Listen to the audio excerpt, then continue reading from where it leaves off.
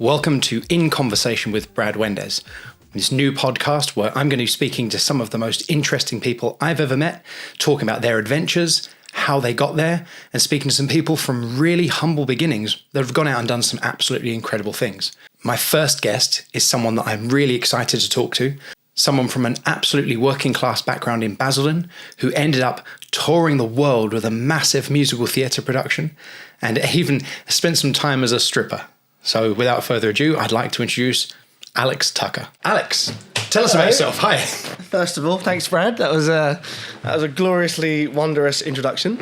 I suppose there was started with gymnastics, didn't like it, and then parkour came along, and I was like, "Oh, this is for me. This is something I can get behind."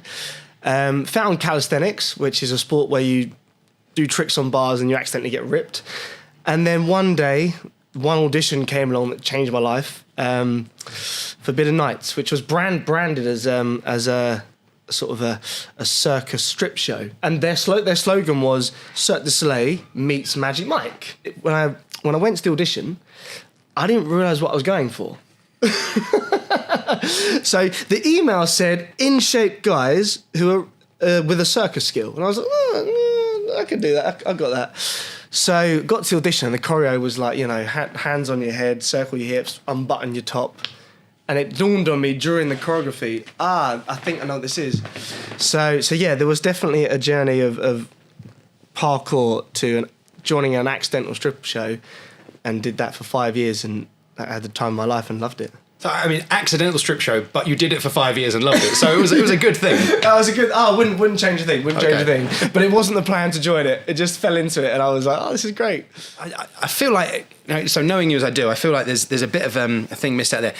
What was the musical theatre tour that you ended up doing? Okay, so that was Jesus Christ Superstar, a production by Andrew Lloyd Webber, and yeah, they were looking for free runners. And I think the part of the show that we auditioned was the setting was supposed to be like an underground rough skate park, because obviously Mary Magdalene is supposed to be a prostitute. So she was in this rough setting, and they had in the background people doing skateboarding and free running. So yeah, so I auditioned for that, and that was, you could call it my big break, I suppose you could call it. That was what really made me go, oh, there's a serious career here. At the time, I remember my dad saying, oh, this is you don't realise how big this is unbelievable. And because it was one of my first jobs I got, I was sort of like, what do you mean? This is fine, this is what I do. But looking back, it was definitely a career highlight. But he was like, oh, this is big. And I think if I was, late 20s, I would have appreciated it so much more than if I was 18. I didn't realise the scale of it until later on. Now, just for people that aren't into musical theatre, could you just tell us who the cast were? Who were the principals in that show? Oh, okay. So we had Chris Moyles, who played King Harold. We had Tim Minchin, who played Judas. Ben Forster played Jesus. And we obviously had Mel C from the Spice Girls, who was probably the biggest name. We toured Australia, we toured the UK, and we're talking massive arenas. We did 5 nights at the O2. I remember, so I actually opened the show. The first song is Overture, but then the second song is Heaven on Their Mind. Ding, ding, ding, ding, ding, ding, great song. I remember landing the first trick in the show, and the crowd roar, and you can just feel the adrenaline and the goosebumps, like your hairs are like ding.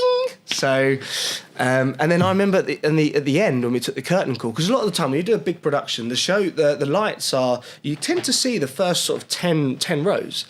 And I remember we stand there for the curtain call and the lights went bam, bam, bam, da, da, and you see the scale of it. I just cried. I remember tears going out my eyes, just the emotion was unbelievable. So yeah, that was definitely a career highlight. And there were nights out where Tim Minchin would say, guys, don't buy a drink tonight, like this one's on me, and I think he'd put like a $2,000 tab behind the bar. So he's always seemed like a really nice guy, Tim Minchin.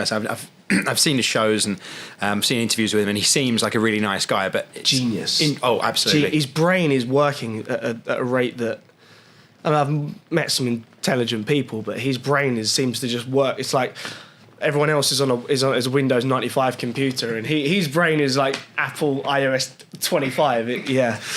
I listened to an interview with Chris Moore when he was talking about that show, and him not realizing what he got himself in for. Because Chris Moyle's a radio presenter, he's a celebrity, but I don't think he realized the scale of the show and what was going on. And he actually said that in this interview that he'd gone in for the first day, and there's people like doing backflips and people doing cool tricks, and he's like, oh my god, I am in the wrong place, this is not the show for me. So really interesting that like the guy playing Herod is looking at probably you thinking, oh my god, I'm in the wrong place, I'm not as talented as that guy. Well, I remember in rehearsals he was very anxious, very nervous, but not private about it, very open about it. He would openly say, I'm out of my depth, I don't know what I'm doing. I think he had massive imposter syndrome. Yeah. He was massively out of his depth. He was like, why am I here? You got these people... Because I had to stunt double him. I had to wear a fat suit. I did. There was a point in there's a point in the show where he's a TV presenter, and the song is "You Are the Christ, You're the Great Jesus Christ," and there's a moment where he goes off stage, and there's a guy tumbling in the background.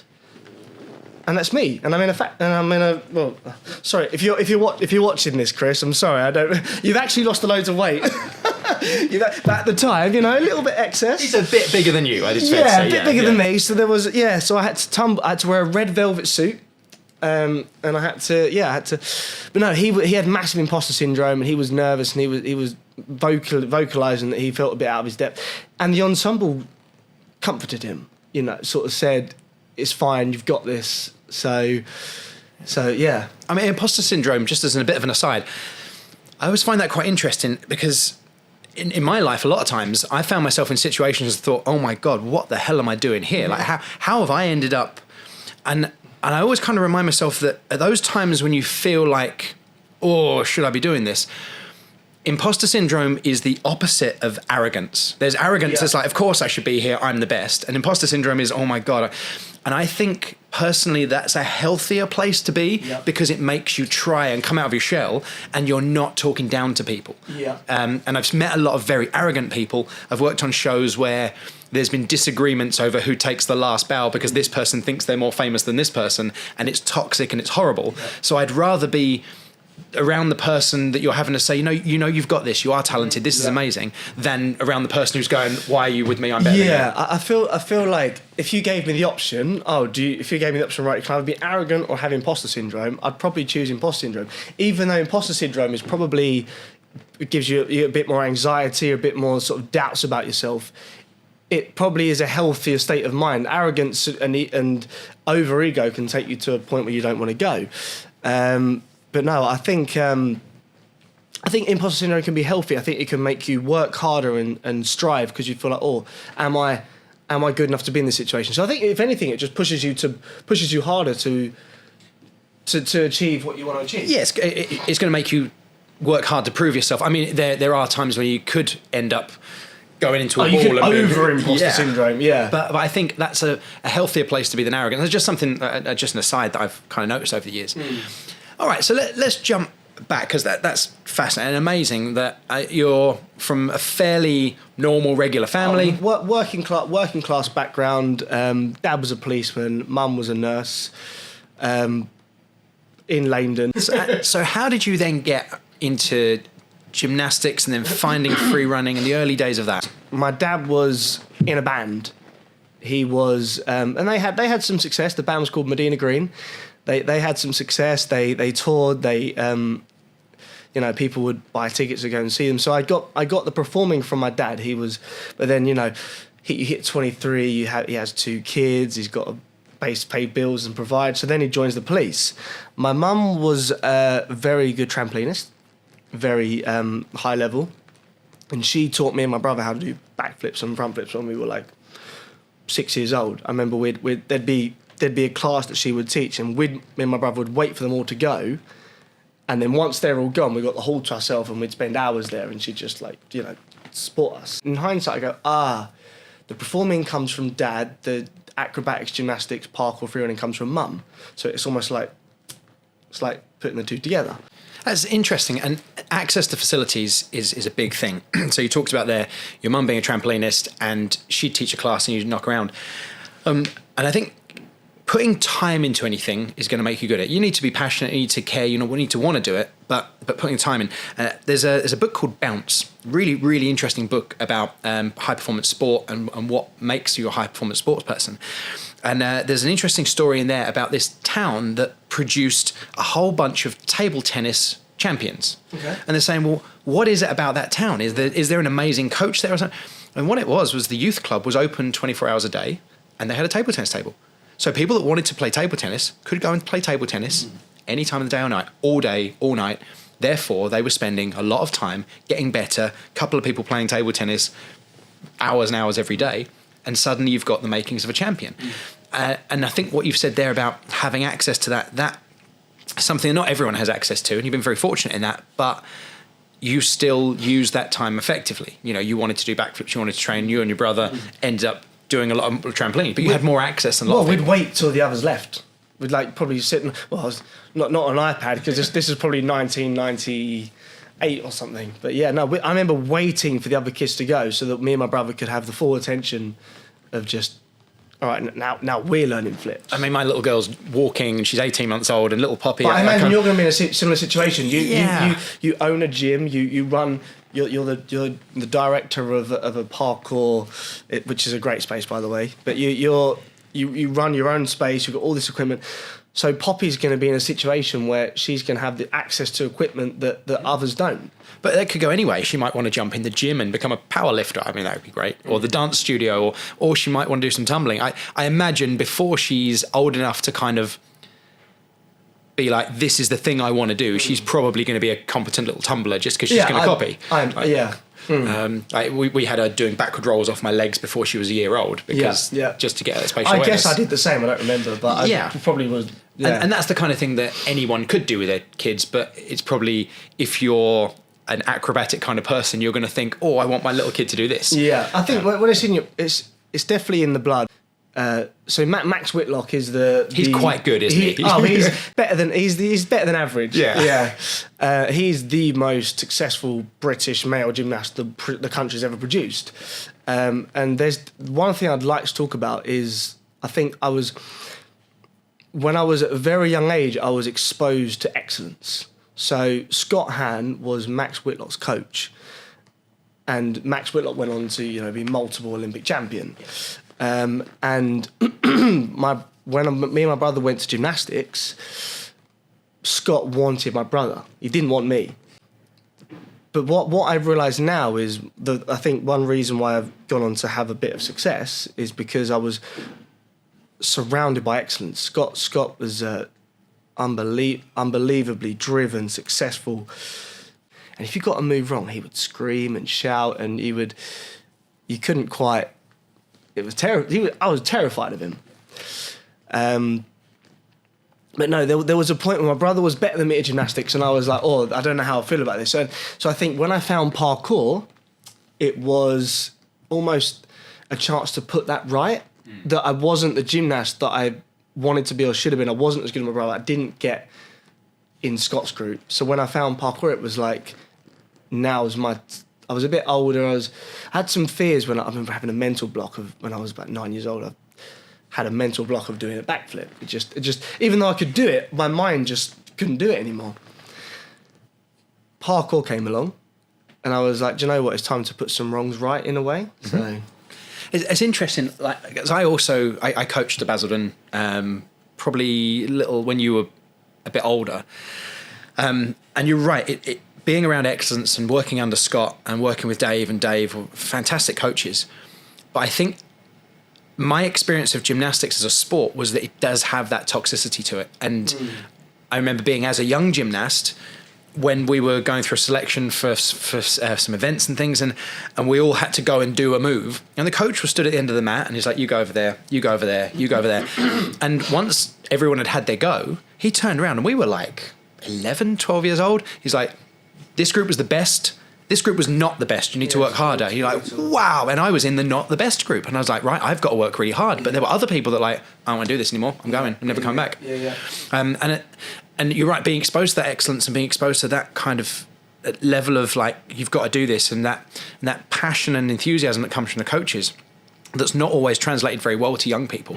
And it can go one of two ways. And I say, I fell out of love with gymnastics because of that competitive side. And I imagine that like what you found in parkour was, you know, being able to express yourself and find and do your own thing. A sense of freedom. To me, gymnastics is more military and discipline, whereas to me, free running is more of an art form, an expression.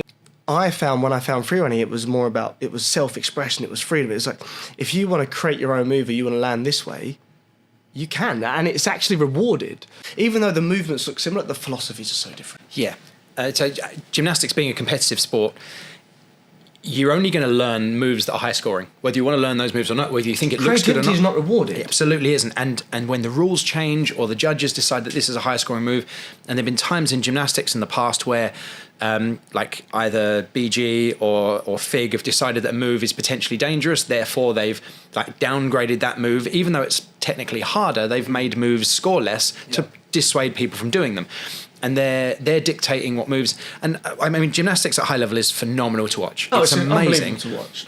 But it can become a little stale when you're seeing people doing very similar routines. Same routines. Yeah, because those are the scoring moves. And that's coming from someone that understands it. Yeah. To the average Joe, it probably looks even more the same. I can at least appreciate the slight, he caught the bar this grip instead of this grip. Yeah. But the average Joe's not going to notice that. Whereas I know there are individual styles in gymnastics, but I think when you're looking at free running, you watch a whole bunch of different parkour athletes, you're like, I really like their style, which is totally different to watching someone else in parkour. Yeah. And it doesn't matter. No one is saying, or historically, no one was saying that person is the best or that person is better than that one. It's like, I like that person's style. Like our family life evolved around gymnastics. We'd go to a family party, and you know, aunties and uncles would say to me, "Oh, have you done your homework yet?" And they say to Andrew, "When are you going to be at the Olympics?" So yeah, when I found parkour, I definitely put a lot of that built-up anger and frustration and determination into that. I was like, right, I'm gonna put this right. Especially I remember there was a gymnastics competition where I developed a mental block of backflips. Don't know why. I was physically able to. And my dad said to me, he was in the audience, and he said to me, in the floor routine, if you do a round off backflip tuck back, I'll give you £100. And it worked.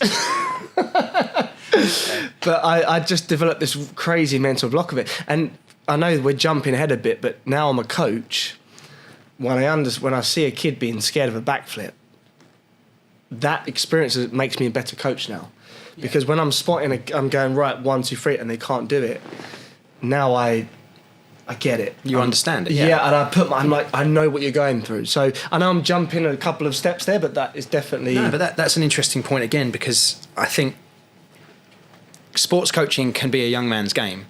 But the best sports coaches are the ones who've got some experience, and not just experience in doing some coaching and doing sport, but also those who've got a bit of life experience, that have got some stories like that have gone out there and travelled and done things, and have got that wealth and breadth of knowledge from all these different sources. Because something I like to encourage my coaches to do is to train with other people, because otherwise they become clones of me.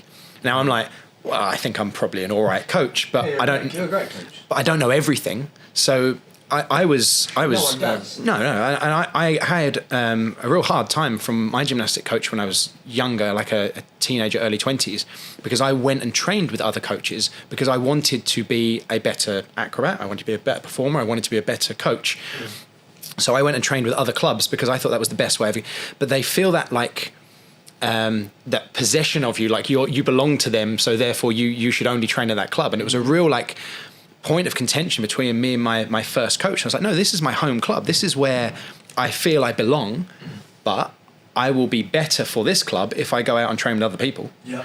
And he didn't really get that. And I think as a coach, that's a lesson that I've learned. I think it's really good for people to go out and train with other people and get a wealth of experience, because it makes them a better coach, a better acrobat, a better performer in your situation. Okay. On free running and your the beginnings of your parkour journey, you weren't doing it on your own, were you? That you had a group of friends, and tell me about that, because I love them. I mean, when I found free running, my life I found it at 15, 16. My life felt complete. I was obsessed, and I went to Basildon Gymnastics Club, South East Gymnastics Club, and I met two very important people, Connor Stringer and Matt Smith. And there was this connection between the three of us. We just, like this triangle of connection, it was clicked. I don't know about you, but when I was in school, I always felt like I always felt a bit of an outsider. On the surface, I was fine, but I always felt a little bit of an outsider. Yeah, we would go out and do free running 8 hours a day. I was obsessed. We'd go out training for 8 hours a day, then go to an indoor gym where we could practice, go home, scoff some dinner down, and then watch, and then probably spend the evening watching parkour videos on YouTube. And then the cycle would repeat. It was an absolute obsession. I just thought it was the coolest thing in the world. And especially, you know, when you're 16, you're trying to find yourself, you're trying to find your identity, your purpose. And that, I wrapped my identity and purpose around being, I'm the parkour guy. The harder we worked, the better we got, the more the sport gave back to us. It was reciprocal. There was no reason to not put my all into this. So was the obsession the activity, or was it doing the activity with these guys that you felt? Yeah, but so they gave you a sense of belonging. You probably gave it to each other. Oh, 100%. That you all found each other and. Well, Connor was the fat kid that didn't go to school and ate crisps. And I'm really hoping Connor's going to be on that couch in a couple of weeks because people will want to see him now, because he is not the fat kid that eats crisps now. No. So we both need each other. There's flaws in my personality and there's flaws in his personality, and he needs me and I need him. Like it's a proper bromance. Like he's my absolute best friend. He needs me and I need him in very different ways. So yeah, but you're gonna have a whole conversation. Yeah, he's a very interesting character. But it's interesting that you are similar in a lot of ways and so different in other ways. Yeah, we've got different value. Our parents are very different. So we've got very different core values. Well, you both bring something to the table, and that's as in any relationship, whether it be romantic or friendship. You've got a value in that relationship. You bring something.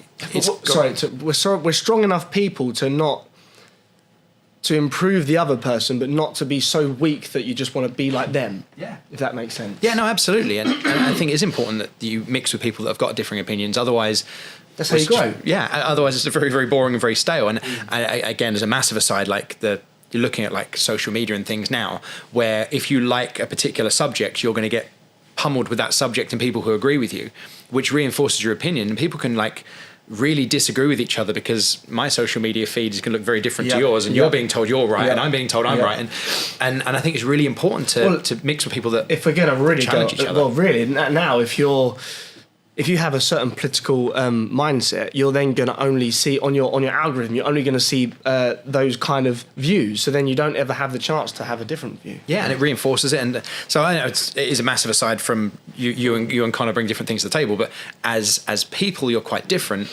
But as friends, you can see how that would work. Oh yeah. Again, we're going back to like you guys training all day, every day. And like we said about the guys playing table tennis all day, every day, you're going to get very good at it. But you're going to enjoy it, but you're spending that much time practicing something, you're going to get really, really good. And I think it's fair to say you guys did get really, really good. There's definitely a part of the story where you come in, actually, like massively. I'm 17, and you're scratching your head. You're going, "What the bloody hell am I going to do with my life?" Like that is where you're at. And then I meet Connor, this very interesting family. They're very open-minded, have a different mindset to my parents, and that was a good. They opened my mind in a different way to sort of. So Connor's family are a bit more. You don't have to conform to society. You don't have to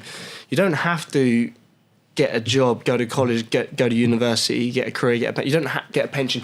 There is another ideology, and they opened my mind to that, which was positive for me. So that was good. And then, but you're 17, you're scratching your head, what the bloody hell am I going to do in my life? We know we're good at free running, but there was a point where it never entered my mind that there was a career or money to be made out of it. And this is where you come along, Brad. Because I wasn't making any money at it. But in my eye, well, you're 10 years older than me, and we looked up to you at the time because you were doing what we wanted to do, 100%. You were getting booked for shows and for corporate events and theatres, and you went on Britain's Got Talent, and you got to the semi-finals, but you made a big impact, and we looked up to you. I don't know if you know that, but we 100% we looked up to you because you were doing what we wanted to do, and then I don't know if this is correct, but from the way I see it, off the back of your Britain's Got Talent success, but they check it out, by the way. They type in the free runners Britain's Got Talent, you're going to see it.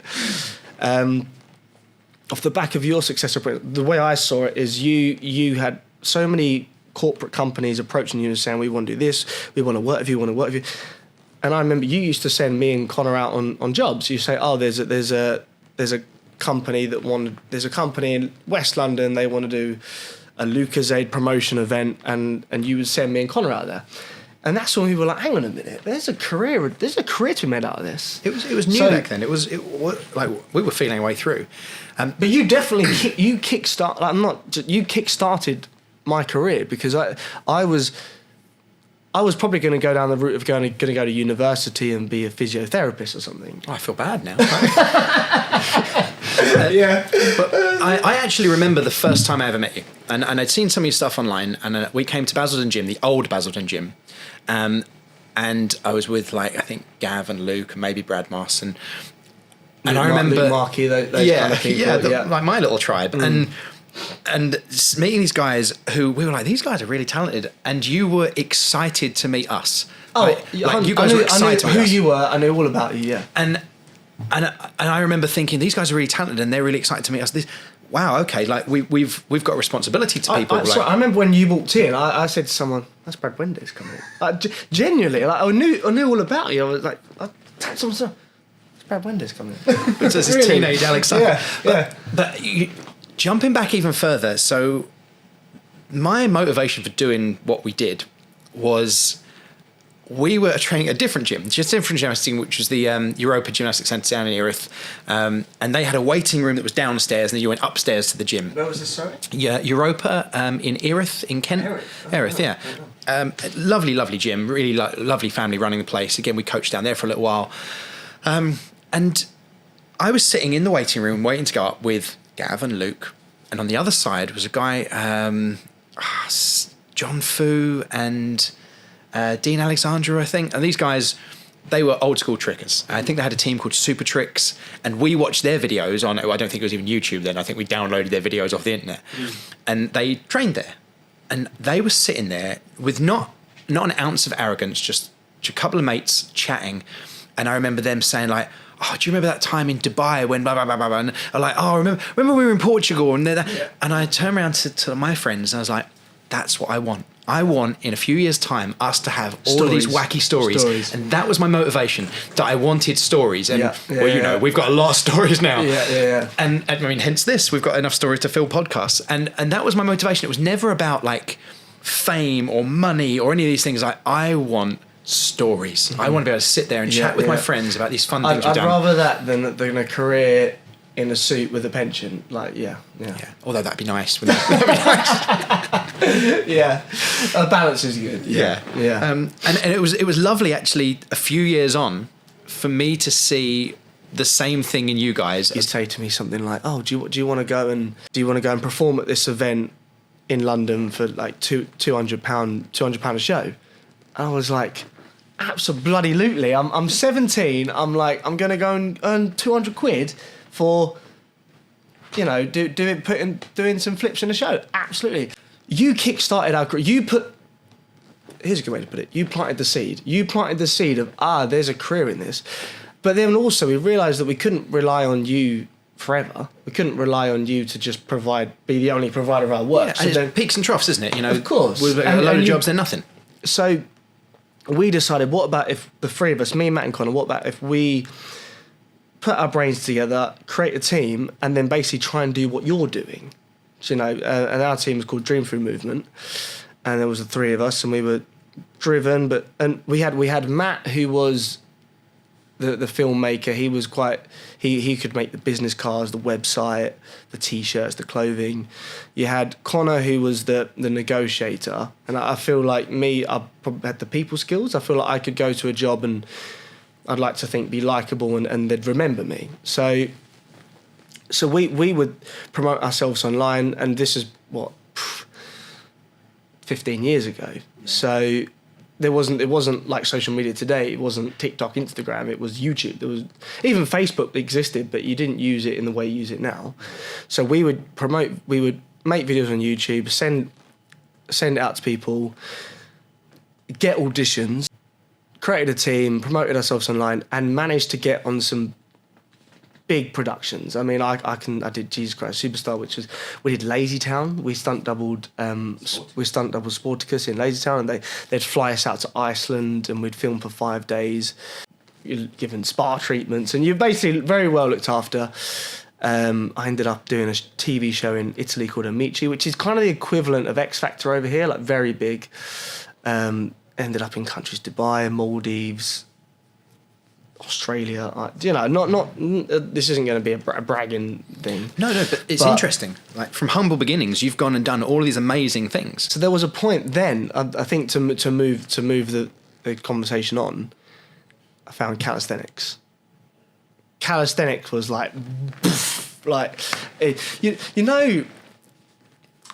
was like the free running relationship had gone on for like 6 or 7 years. It not got stale, but you know when you find something new, you're like, whoa, this grabs me. I was so captivated by it. I can't even. Yeah, and it turns out if you do that every day, you get ripped. But that was a byproduct. The goal wasn't to get ripped at all. The goal was like, oh, that guy's like hanging on a bar and he's walking into a front lever. I want to be able to do that. That skill acquisition, that you have to get strong to do the skills, so you just keep training. Yeah. And it's the same as when you're talking about learning the skills in parkour. You went out and did it because you loved it and you got really good at it. And with the calisthenics, you're just, you're going to do a lot of pull-ups. You're going to have a lot of time under tension. You're going to have a lot of volume of work, and you're going to get big and you're going to get in shape, which is great. Accidentally. Yeah. It's what I loved about it. It wasn't counting reps. It wasn't like, right, I'm going to do 3 sets of 10 reps. It wasn't. It was like, oh, I'm going to keep trying this move until I get it. And then 6 months later, you go, oh, you look in the mirror, you go, oh, okay, there's a bit of a transformation. And there's a lesson to be learnt there for anyone who's like not happy with the way they look, or wants to train for those reasons. I think that's what I know it's hard to, but that's what you should throw out the window. And if you find something you enjoy doing, you'll want to go and do it.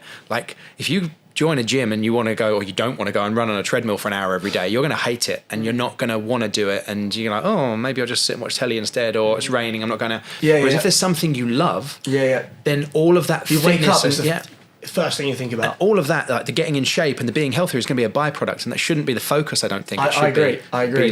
Well, it's like, when if artists or actors or singers, they always say, if your goal is to be famous, you're not gonna get there. Your goal has to be to want to improve and be good at your craft. It wasn't about, oh, I've got to do 10 reps because I'm going to get an inch bigger biceps. It wasn't that. That wasn't the mentality. But I always felt, when I was in the free running world, I always felt like, as our team, Dream for Movement, I always felt like we could have connected with the community more.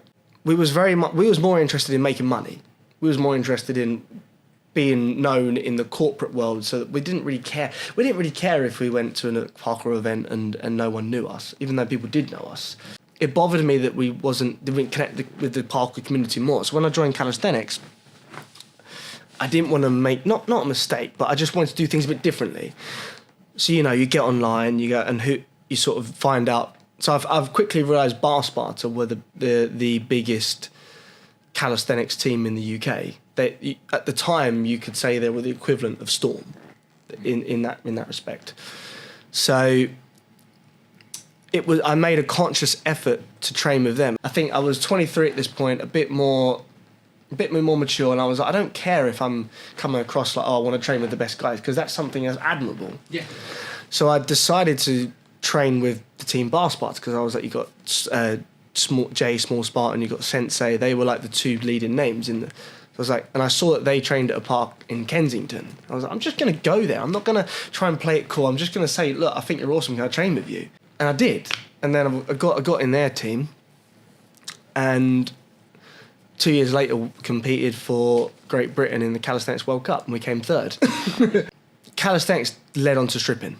That is the 100% thing that happened. I didn't know at the time, but calisthenics led on to strip. Well, you've got a background in performance, so whether through free running and also doing shows and doing events with calisthenics guys, you know that your body looks a particular way. You're proud of yourself and probably doing a lot of training with shirt off because that's calisthenics, isn't it? Yeah. And I guess it is a bit of a natural jump. And then 5 years later, I think that's probably a good point to go on to the strip show stuff now. Yeah, and I'm interested in the forbidden stuff because like we'd somewhat lost touch. I was off doing things and you were off doing things. So I mean, I see what you're doing on social media and like might occasionally be, oh, that's really cool. And I remember seeing all the calisthenics stuff and thinking like, wow, Alex is like huge. He's in amazing shape.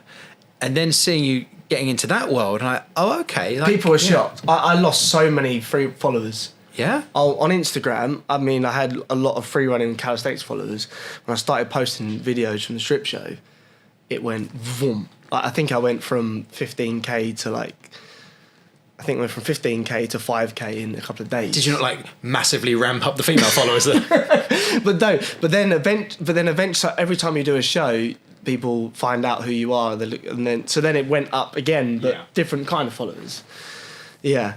And it's amazing how well known that show is, and we'll jump back to it in a sec. But even now, like it was my friend's wife's birthday the other day, and she's put on her Facebook like her story a picture of her and her friends, and she's got her arm around you with your shirt off at a forbidden show. Yeah. I'm like, that's weird. And then where someone who works with us, like Phoebe, who's coaching with us, when we all went out for dinner for Christmas, and you were the photo on their group chat who were going to see Forbidden.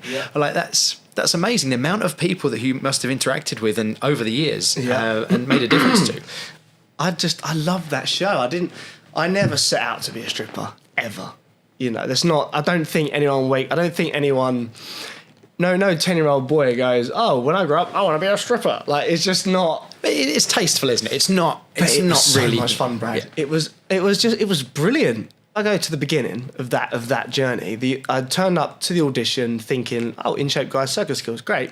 That wasn't what they was after at all. And the choreography was like, right, 5, 6, 7, 8, hands on your hips, hands on your head, circle your hips, button, button, button, button, shoulder off. And I'm like, in the choreo, I'm like, okay, is this? I think I realised what this is. And then I'm thinking, what's the show called? Forbidden Night. And then put the two together. I was like, right, okay. Did the audition, got the job. 5 years later, still there. A lot of shows where you would 3-month contract, done. Whereas this one was just ongoing, just constant tour, like year after year. And you know, when you, I think I was 23 at this point, and you're looking for a bit of financial security. You're looking, and this offered that. This was. Oh, we're good. Put it this way: in January, you get the schedule, and you've got dates till December, and you're like, right, I've got 4 shows a week. I'm earning X amount a month, and I'm sorted until December. And then there was also, because the tour was 4 days a week, you've got 3 days a week to do freelance gigs as well. So it just made sense. They only put me in the acrobat numbers, and then they were like, right, I think you're ready to do some of the strip numbers. And there was a routine where we're like 4 men, we're doing our laundry. And so we're just doing a routine where just, like clothes off, clothes in the washing machine. And then the sponges come out and you're squirting soap down your body and the audience are going mental. It's a very fun way of performing. Like, not to sound egotistical, but imagine being on stage and 1,000 women screaming because you're squirting a bit of soap down your body. The ego booster that is, and how good that would make you feel that you're entertaining that many people, they're really appreciating it. You get instant audience feedback, which is an amazing thing about live theatre. And you're getting that every night because it's a different crowd. Like, that's got to be so great. Yeah, but it it was classy as well. I'd really like the world to know that it was classy. It wasn't seedy. It was in big prestigious theatres. It was the story had a narrative. It wasn't seedy and like some underground dingy. It was classy. But I think that's the reason why the show was successful, because it showed we can be strip show. We can do it in a tasteful way. But it was also a cabaret, wasn't it? Because you did cabaret acts. You didn't. It wasn't just get on, take your kit off. No, there no, was at all. It was dancing and acrobatics. It was acrobatics. We had a comedian. We had we had a guy that problem with fire. We got a guy that does steer wheel. And just being on tour was just fun. Like, so you hear that rock bands say they have stories on tour. Like, it was just, so we used to travel in a big bus with beds on it, but the bus was wrapped with pictures of us, but like looking at 6 topless, ripped, tanned men. And service stations, they have, for some reason, they've got windows everywhere in service. I don't know if you ever pull up to a motorway in the service station, but there's windows everywhere. So we would turn up in that bus wrapped, and you look out the window and you'd see everyone like sitting there eating their McDonald's, the Subway, and you see them like tap to their friend and go, point. You point, and they're laughing and giggling, and then you'd see it, and then you're like, right, we're all going to get out the bus now, and you're walking around, you're looking for a chicken and bacon sandwich in W.H. Smith. But I think in that show there was a real like family feel to it. Half of us lived in a house together. I think other shows, there's an expiry date. With this show, we knew it was ongoing. And they became my best friends, like absolute. But they would be the people that if I have a problem, I'd ring up and talk to about. I think because we was all in this unique situation, we all understood what each other were going through.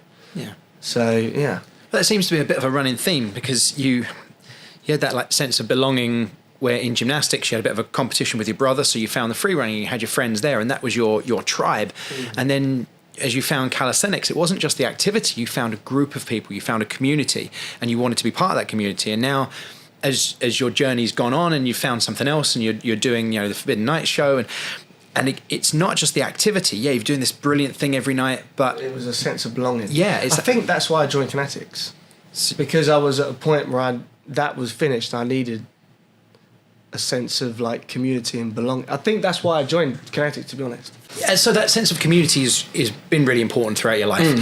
And you're right. I think when we spoke, when you wanted to kind of come back and do some stuff with Kinetics and do some coaching, we had a couple of conversations, and it was the right time. Like, we could have done with someone, and you've been an absolute asset. Like, I don't know what we'd have done the last year or so without you, but that's nice to hear. But I think it's fair to say you could have earned more money doing other things, but it wasn't about that. Yeah. I mean, I was window cleaning. I was earning more money, but it wasn't what I wanted to do. First of all, I'd like to talk a little bit more about Forbidden and that show, because of what it... Sure. How it enriched me. I think I'd had a lot of performing experience, but with Forbidden, it taught me how to express personality on stage. I think when I was free running on calisthenics, it was go on stage, do the tricks, finish.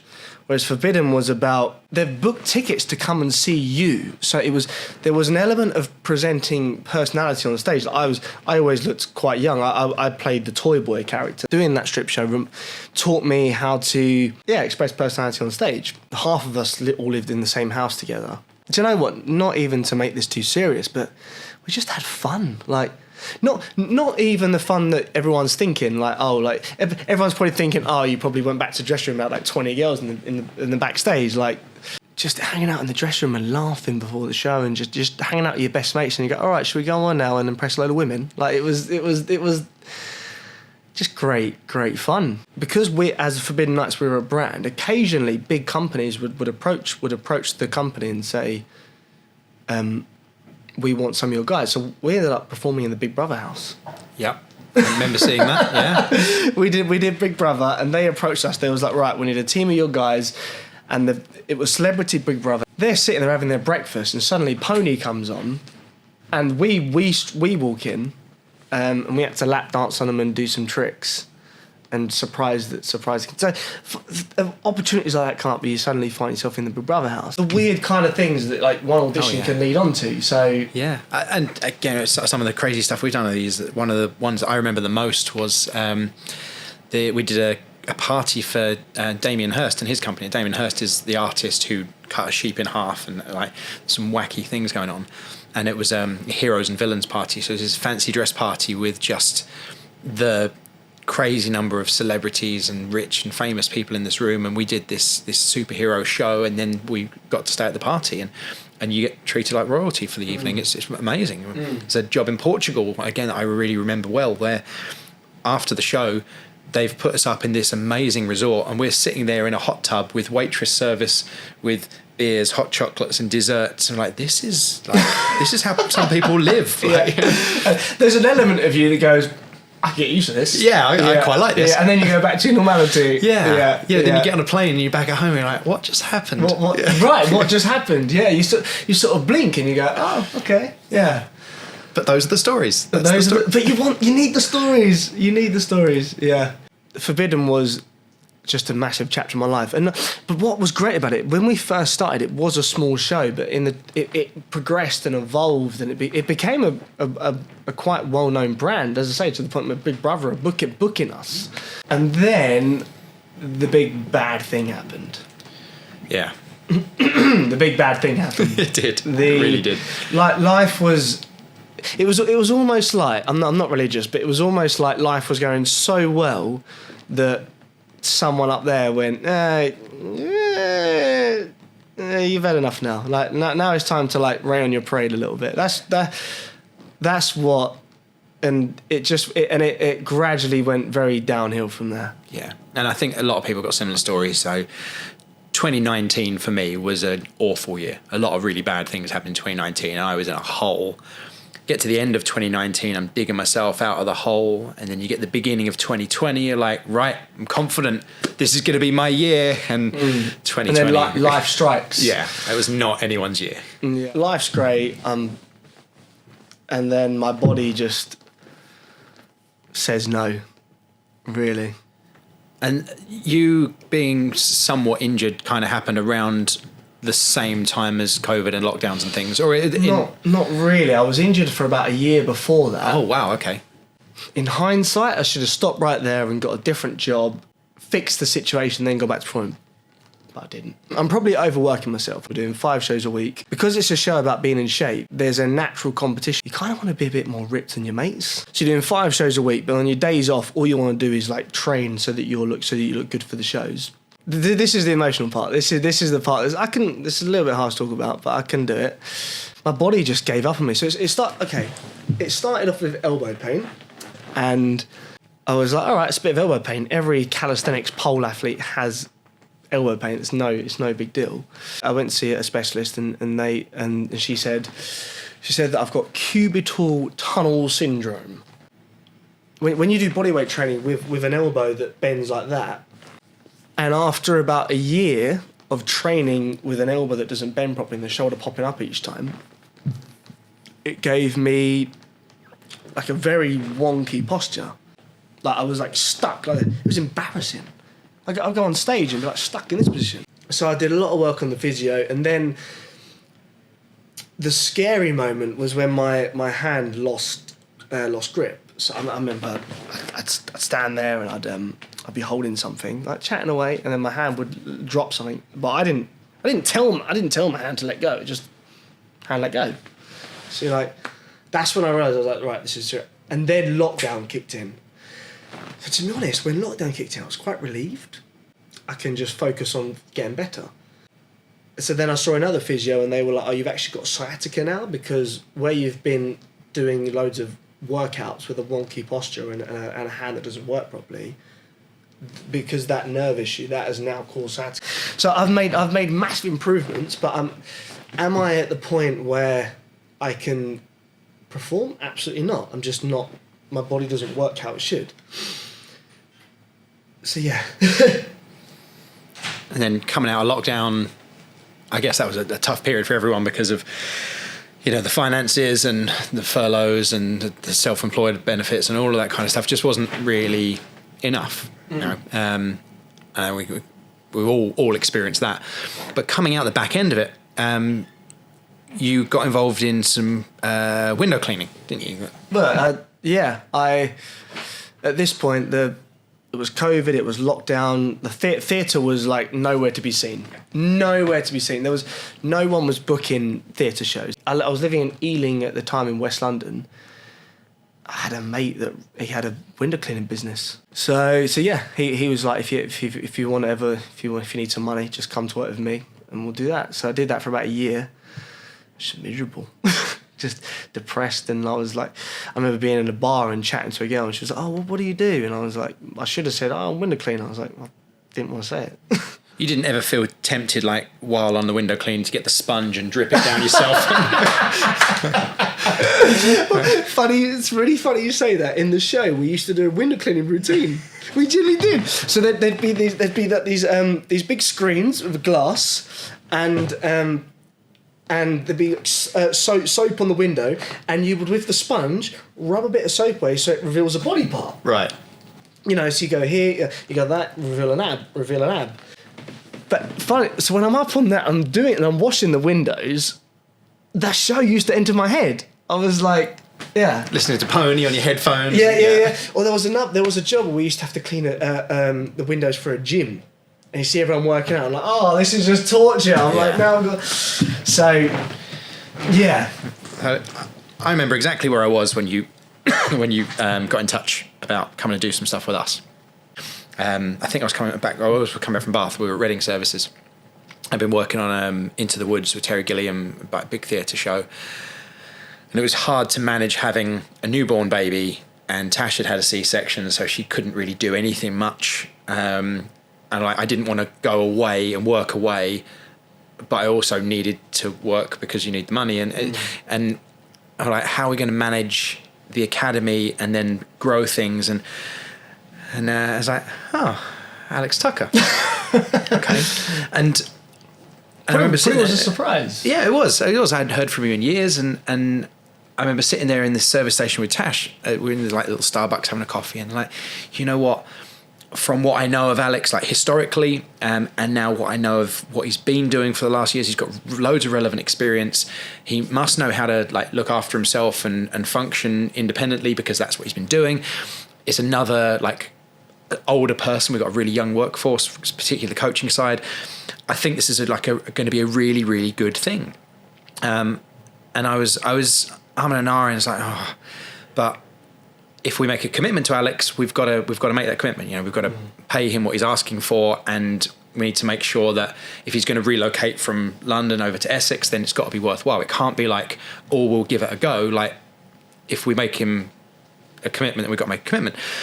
And it was really Tash that was like, this is, from everything you've said, there's no reason not to. And I was like, you know what, let's do it. And I know we did kind of phase you in while you were looking for somewhere to live, but God, it's the best decision we made in probably the best decision we made post-lockdown. Having you on board has just meant that not only can I be a better family man because I've got someone I trust running a lot of the academy, like, you are, as you well know, a personable person. People like you, the kids like you, the parents like you.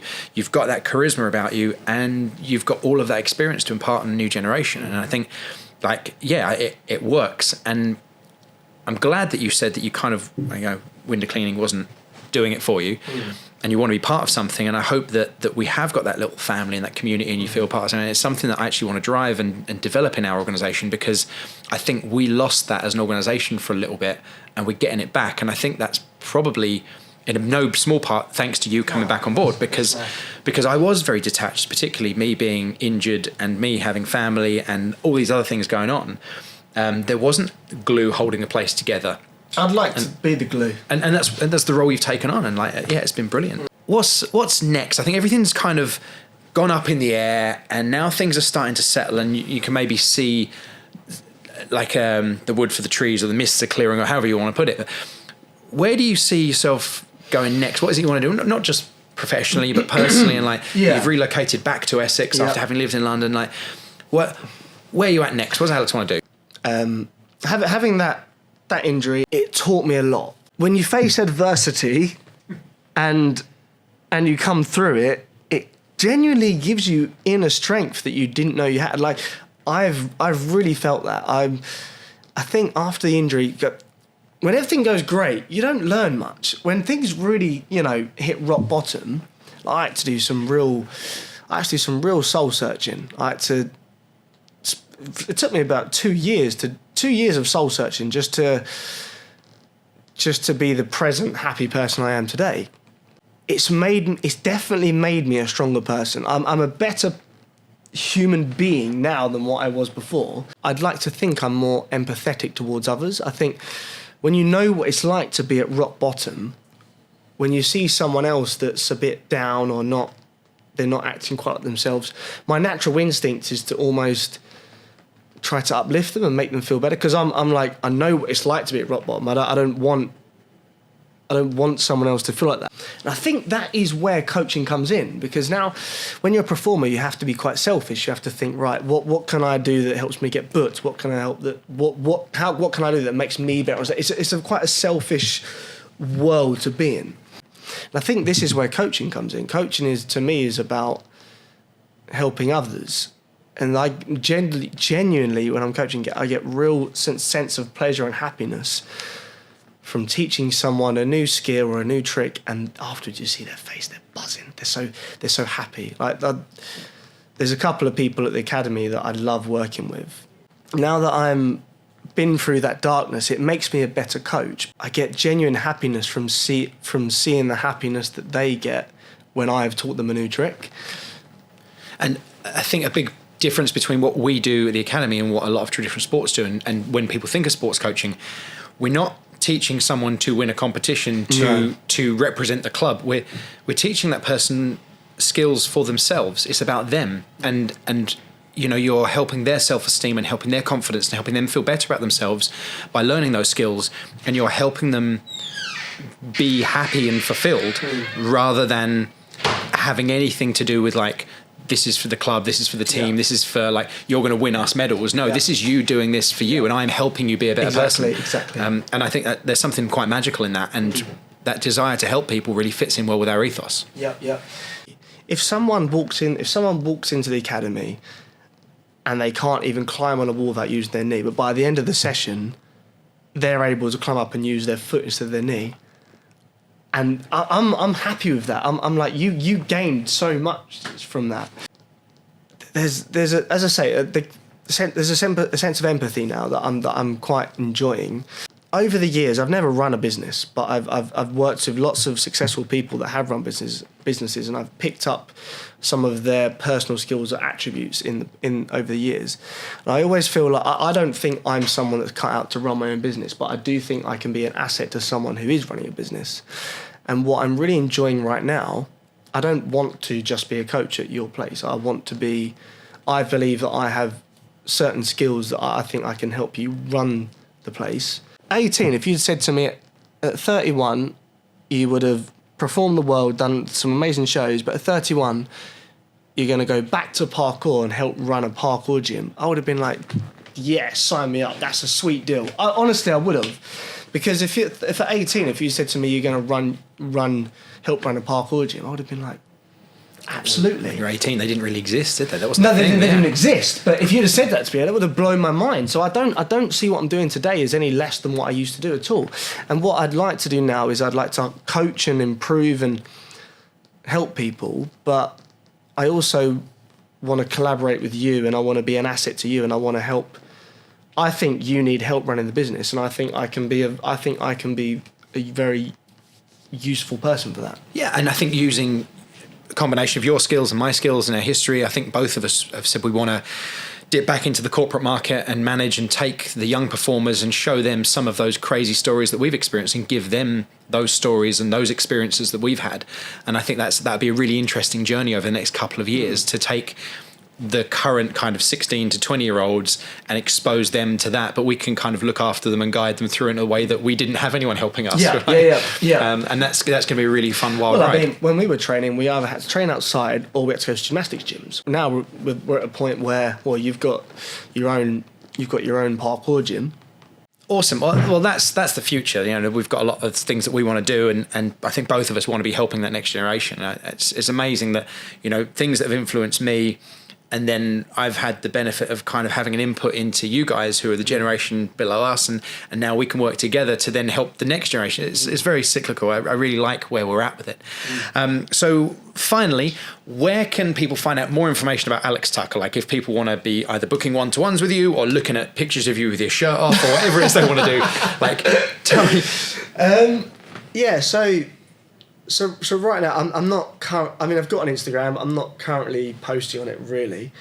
And what I think I'd like to do is create a new Instagram of sort of an Alex coaching. Okay. At the moment, my Instagram is very performance based. There's only a select amount of people in the UK that have been able to have the attributes and the business skills to run a successful parkour business. Is you know, very tough challenge.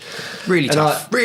Yeah, and I, just so you know, I admire that, and I enjoy coming into work and knowing that, I'm hoping that spending lots of time with you is going to have I know it is going to have a very positive influence on me, because, and I do look up to you, Brad. I think you're a very admirational character, and I think what I'd like to do is for us to collaborate, and I hope that me coming on board in 5 years' time, you look and you go, oh wow, Kinetics is here now, but it wouldn't have been here without Alex. That's what I'd like. And yeah, I do one-to-ones.